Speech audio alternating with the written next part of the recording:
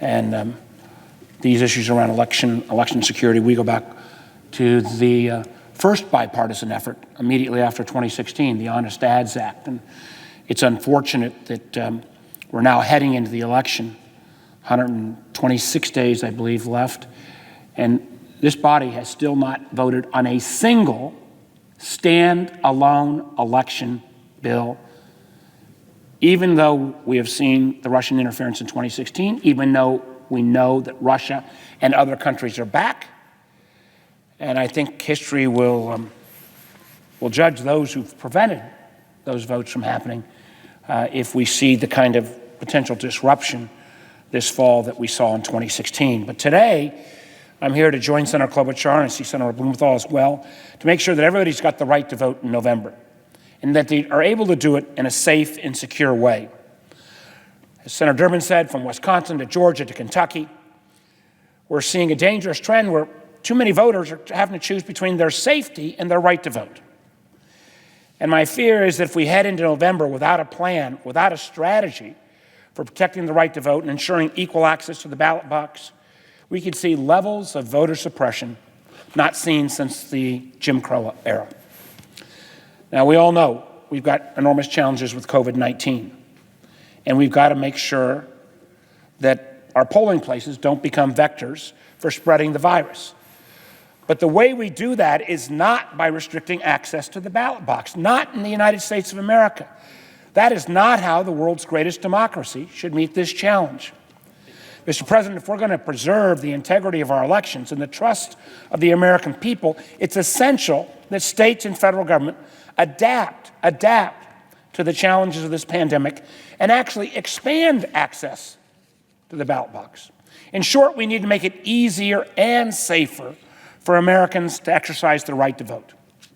The good news is we don't have to reinvent the wheel.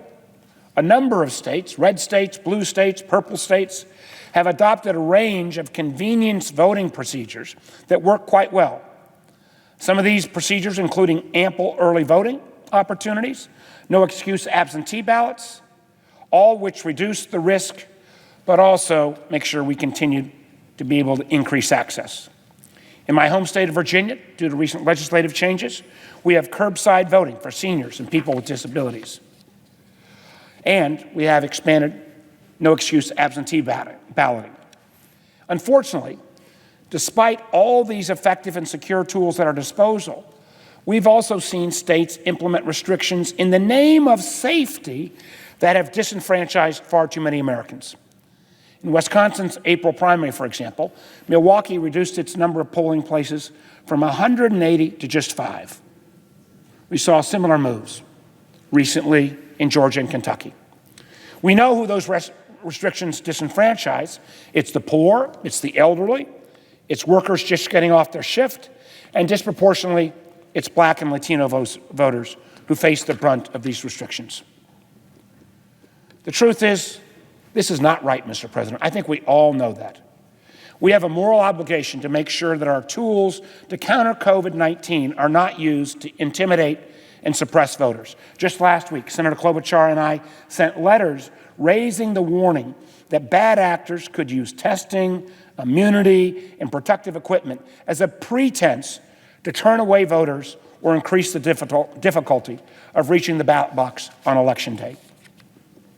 Ideally, our election officials could come together around a national strategy of preparing every polling place and precinct for administering our elections during a pandemic.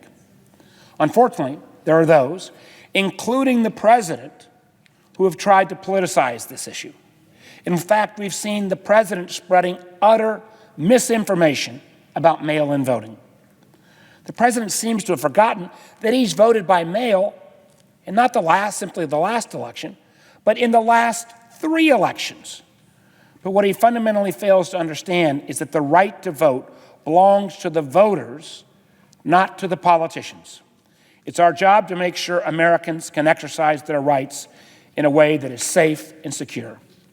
Mr. President, that's why Congress must rise to the occasion and ensure Americans can vote safely and securely. The time is now to start serious preparations on contingencies to protect our elections from both the pandemic and those who take advantage of it. I'm sponsor of the bill that Senator Klobuchar has tried to use tonight, and I'm disappointed that it was blocked from passing. But I look forward to continuing working with her and all of my other colleagues to make sure we get this job done. Mr. President, I yield the floor.